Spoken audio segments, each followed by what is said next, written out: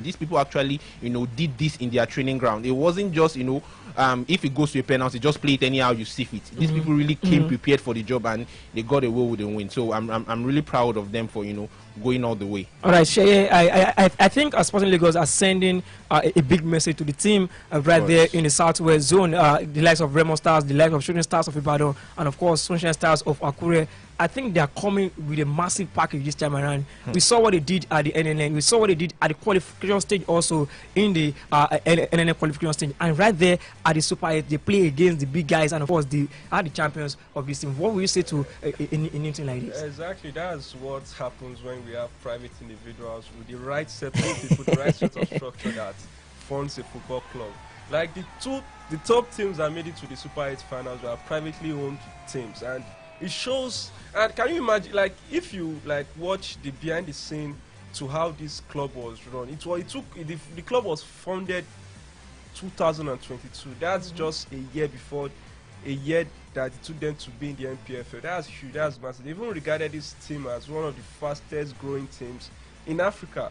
And they deserve whatever they are getting. Look at the way they engage the fans, the people. It's kind of created a buzz on social media concerning local football, and I hope we can keep up with this. Honestly, I really do hope we can continue in this aspect, growing our football in this country, especially, and sports, all round sports, like if we can just keep growing it. And it's just the way we say about our basketball that recently went to play in the AFCON. It wasn't really a good turnout as we all hoped, but we can only hope that the NFF and the MBF just continue growing our sport all round. Okay. To what you just said, I think that will take us to the basketball team. Currently, they are back in Nigeria after that dramatic competition. Of course, Morocco won that particular series, but then when it talk about finances in the Nigerian football generally, we saw what happened at the Super 8. It was funded by a private sector, and we saw quality football. The packaging was there. Moving forward, next season we'll start our new NPFL season, which we expect more investors to this competition. What do you think that we can just do for the publicity, the packaging and all that to the Nigerian League? Well, I feel it will still be up to this, private investors coming in and taking charge of it, because it seems that's how it's going to be working from now on. I think it's already even working well that way. Rather than it being government-based and then just running it to the ground, if all those private investors can come up and take charge of them, buy the team out on own stocks there, I think it can really do well for our federation, and all sports round. It really do wonders for Nigeria. We will really see Nigeria competing, in top levels in Africa. So I really think that should be what should start happening as from now on. Okay, we're from Nigerian story this morning. Let's just straight to Europe, and of course we'll be talking about the Gunners. This weekend, Declan Rice joined the team, and of course several other players joining the Arsenal team currently.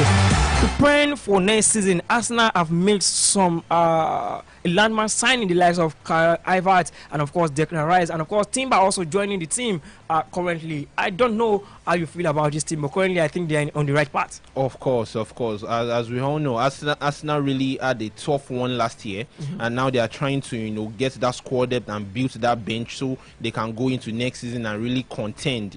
Not just being the not just coming out and being forced for almost half of the season, then dropping down for Man City to come and take the lead. They are really actually trying to go all the way next season. And as we have seen, they've gotten the likes of Kai Havertz, Declan Rice, and all he has to just build that midfield and build that bench and have that squad there so that they can go all the way next season. And I really do hope they can do it. No. To me, I think I'm having a thought about how they are going to file out next season. Starting from the middle of the park, the likes of Declan Rice, which I believe is a soft defensive midfielder. We have Kai Havertz, which also is soft midfielder, and of course Martin Odegaard right there in the middle of the park. I don't know how they're going to Thomas Partey. We never can tell. He might see the team before the end of this suffer. I disagree with you calling Declan Rice very soft. He is not soft. He's very strong. But my only problem and the only thing I'm kind of skeptical about is Kai Havertz. I'm an Arsenal fan, obviously, but I don't know where Havertz is going to play. Havertz, during his stint as Chelsea, didn't play in the midfield. He was either drifted to the left side of the attack, right side of the attack, and most of last season he played as a number 9. I don't know where Arteta is going to fit him in, because we still have Bukayo Saka, exactly. We still have Gabriel Jesus, we still have this other guy right Martinelli, there, Gabriel Martinelli also. So hopefully they create a system and a structure that works for him. But honestly speaking, as an Arsenal fan, I think we got the players we needed. Like that has been like lacking when it comes to squad depth. Like the Jurien Timber, he can play as a right centre back and as a right back. That's kind of affected us last season when Saliba and Tomiyasu got injured. Kind of affected our squad depth and led to us now losing the trophy to Man City. And Declan Rice. Remember, Granit Xhaka has left it, and they are looking for who will fill that place. So I think Declan Rice can come in to fill in that position. But the problem is Declan Rice is more of a kind of midfielder that sits back. It's not this offensively minded. He plays DMF, defensive midfielder. You need an attacking midfielder. I think Thomas Partey also is a defensive midfielder. Exactly. But this is Jorginho also. That's where the problem lies. How they will fall out unless you want to make Kai Havertz now play an attacking midfielder, of which I don't think that is original. Still have Odegaard right there also. So I think they're just building for a squad depth, in case of injuries, so you can have people who can replace these people, and not have something that happened last season repeat itself. Okay. So I think they just wanted to make that bench really solid for any injuries that might come their way. All right, guys, we're still on to sport today on Honor 103.5 FM, and of course we're talking sport in a big way. But right about now we are going on a short commercial break, and when we return, the show will definitely continue.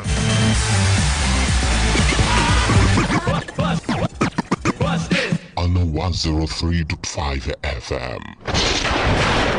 Are you in need of captivating graphic designs? Would you like to print banners, stickers, and flyers? Immaculate Digital Prints got you covered.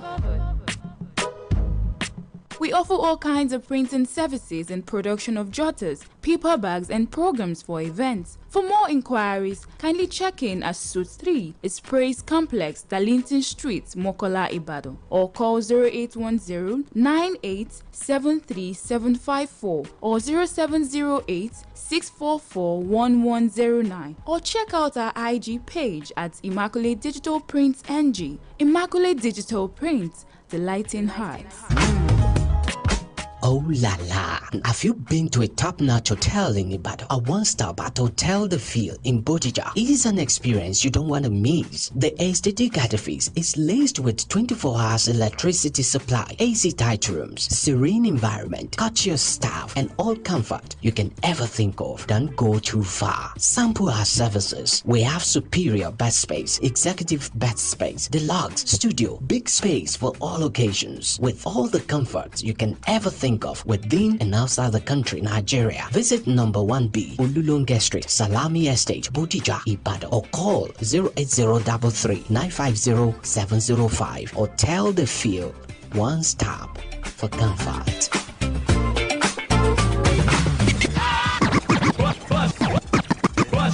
On 103.5 FM.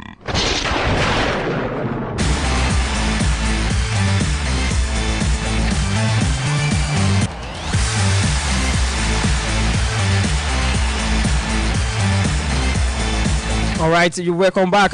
In case you're just joining, this is Sport Today on Honor 103.5 FM. And of course, we're talking sports in a big platform. Away from Arsenal, let's just straight to Manchester United. And of course, Manchester United are on the news this morning.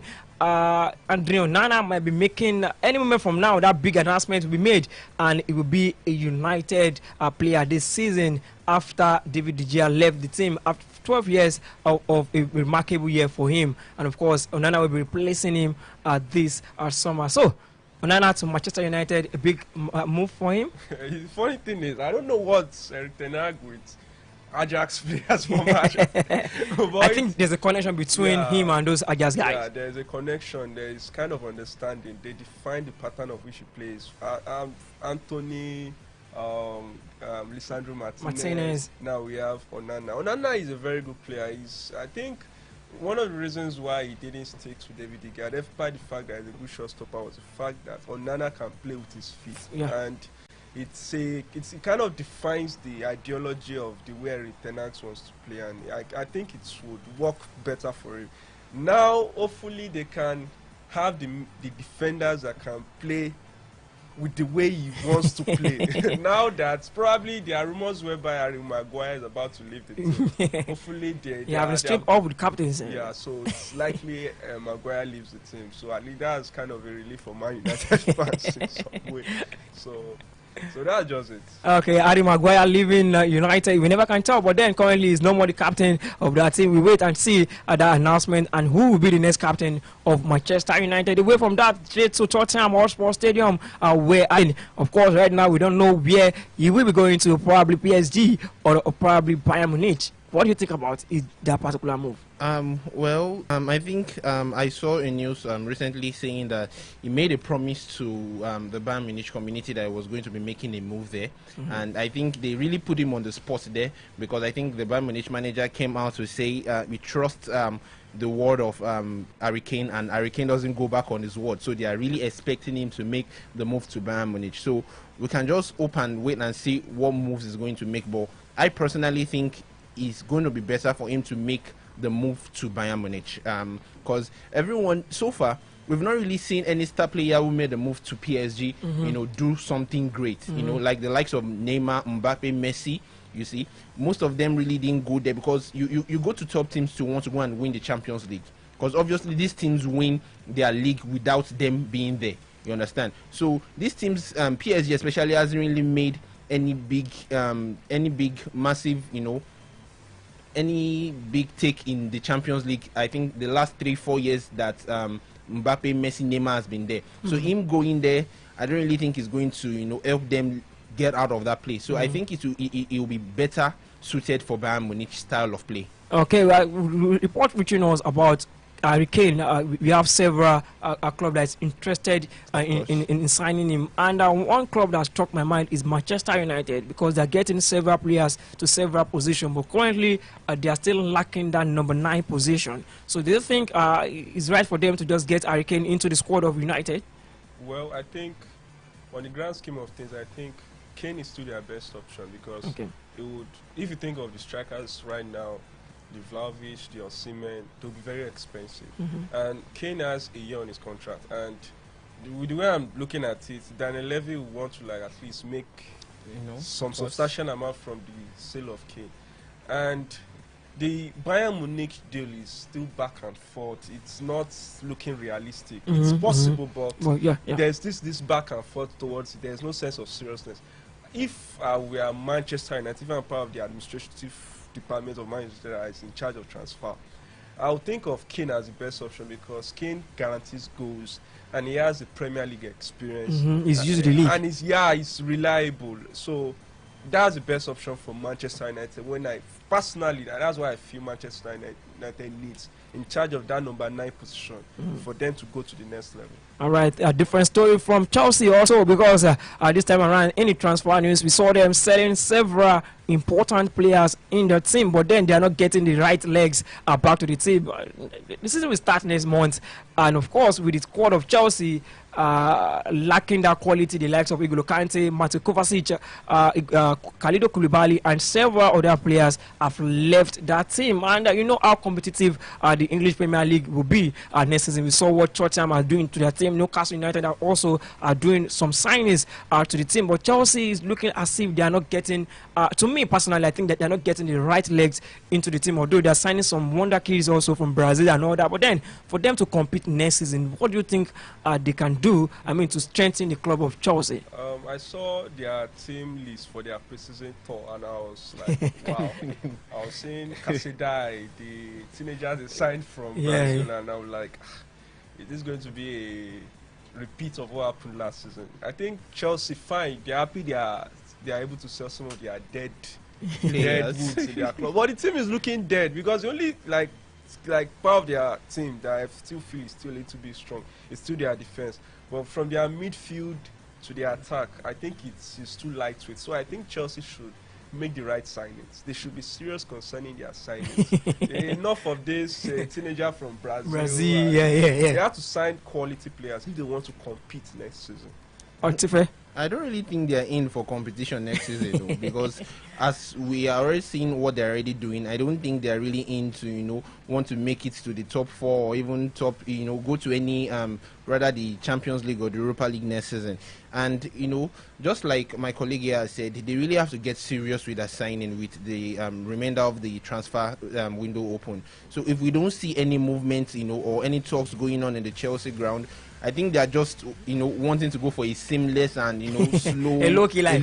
Exactly, a low-key season. They are just going to just go and play. Okay. All right, guys, it's time to say our BYE on the show. Honestly, I must thank you for coming to the show this morning, the Boulevard Affair, and of course, the Sheye. Until we come your way again, my name is Ayomikun Adeniyi. Of course, you can simply call me Purity, your sporting investor. Enjoy the rest of your day. I'm out of the studio.